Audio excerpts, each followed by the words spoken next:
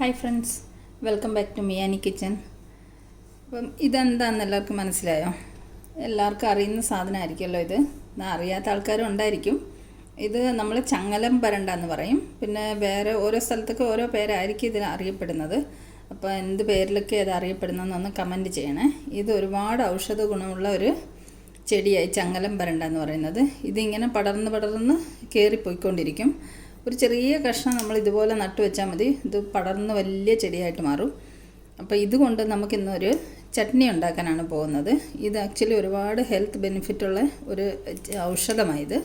ഇത് back പെയിനും joint പെയിനും ഒക്കെ ഒരുപാട് നല്ലതാണ്. അതുപോലെ ഫ്രാക്ചേഴ്സൊക്കെ ആയിക്കഴിഞ്ഞാൽ ഇത് അരച്ച് ഇട്ടാൽ അതൊക്കെ പെട്ടെന്ന് ഹീലാവുന്ന അങ്ങനെ ഒരുപാട് ബെനിഫിറ്റ് ഉള്ളതാണ്. അതുപോലെ ഫൈബേഴ്സൊക്കെ അടങ്ങിയ ഒരു ഔഷധ ചെടിയാണിത്.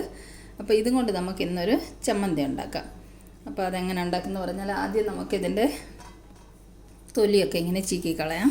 ചീകി ഇതുപോലെ എടുക്കാം.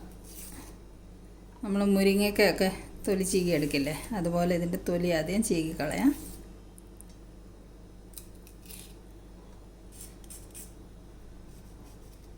ഇതിൻ്റെ അകത്തെ കാമ്പ് മാത്രം എടുത്താൽ മതി നമുക്ക്. ഇതാണ്ട ഇതുപോലെ തൊലി ചീകിക്കളയാം.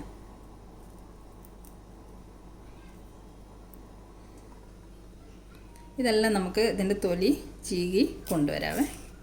ഇതാണ്ട ഇതുപോലെ ഈസി ആയിട്ട് തൊലി ചീകിക്കളയാൻ പറ്റും.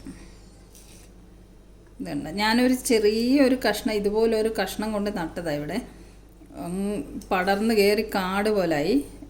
പിന്നെ ഞാൻ ഒരുപാട് പേർക്ക് ഇത് കൊടുക്കുകയും ചെയ്ത് നടാൻ വേണ്ടിയിട്ട് പൊട്ടിച്ചിട്ട്. അങ്ങനെ ഇത് വെള്ളത്തിൽ ഇതിൻ്റെ തണ്ട് പൊട്ടിച്ച് വെള്ളത്തിലിട്ട് വെച്ചാലും അത് മുളച്ച് വരും.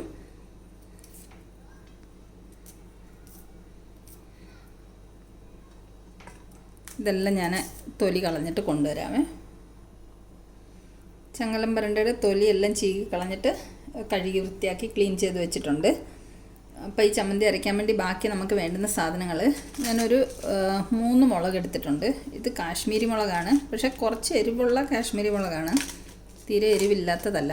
അതൊരു 3 എണ്ണം എടുത്തിട്ടുണ്ട്. പിന്നെ ഒരു 3 തണ്ട് കറിവേപ്പില എടുത്തിട്ടുണ്ട്. ചെറിയ ഉള്ളി ഒരു 4 എണ്ണം എടുത്തിട്ടുണ്ട്. പിന്നെ കുറച്ച് കടലപ്പരിപ്പ്, പിന്നെ ഒരു ഇത്രയും പുളി, ഒരു കഷ്ണം പുളി, പിന്നെ ആവശ്യത്തിന് ഉപ്പ്. ഇത്രയും സാധനങ്ങളാണ് നമ്മൾ ഈ ചട്നി ഉണ്ടാക്കാൻ വേണ്ടി എടുത്തു വെച്ചിരിക്കുന്നത്. അപ്പോൾ നമുക്കിത് ആദ്യം ഈ ഓരോ സാധനങ്ങളും നമുക്ക് എണ്ണയിലിട്ടൊന്ന് വഴറ്റിയെടുക്കാം. അപ്പോൾ ആദ്യം നമുക്ക് ഈ ചങ്ങലം പരണ്ട എണ്ണയിലിട്ടിട്ട് വഴറ്റിയെടുക്കാം. അതിനുശേഷം നമുക്ക് ഓരോരോ സാധനങ്ങളിട്ട് വഴറ്റിയെടുക്കാം. ആദ്യം ചങ്ങലം പരണ്ട ഇടുവാണ്. എണ്ണ ചൂടായിട്ടുണ്ട്.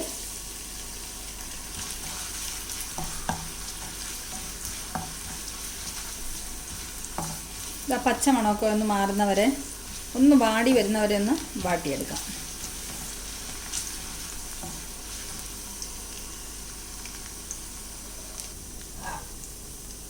ചങ്ങലം പരണ്ട ഒന്ന് വാടി വന്നിട്ടുണ്ട്. ഇതിലേക്ക് നമുക്ക് കടലപ്പരിപ്പ് ഇട്ട് കൊടുക്കാം. കടലപ്പരിപ്പ് മൂത്ത് കഴിയുമ്പോൾ നമുക്ക് അടുത്ത ഓരോ സാധനങ്ങൾ ഇട്ട് കൊടുക്കാം.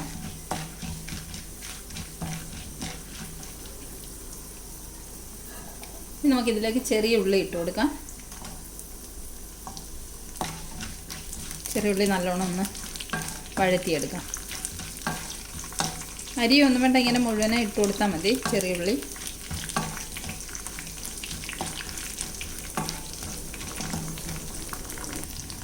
ഇത് നമുക്ക് ഈ 3 മുളകും കൂടി ഇട്ട് കൊടുക്കാം. എല്ലാം കൂടെ ഒന്നിച്ച് വഴറ്റിയെടുക്കാം. 3 തണ്ട് കറിവേപ്പില എടുത്ത് വെച്ചതും കൂടെ ഇട്ട് കൊടുക്കുകയാണ്. പുളി ഇട്ട് കൊടുക്കുക. ഇതെല്ലാം കൂടെ നല്ലതുപോലെ ഒന്ന് വാട്ടിയെടുക്കുക. ഇതെല്ലാം എണ്ണക്കിടന്നൊന്ന് വഴറ്റിയെടുത്തിട്ടുണ്ട്. നമുക്കിനി ഇതെല്ലാം കൂടെ ഒരു മിക്സിയുടെ ജാറിലേക്ക് കോരിയെടുക്കാം.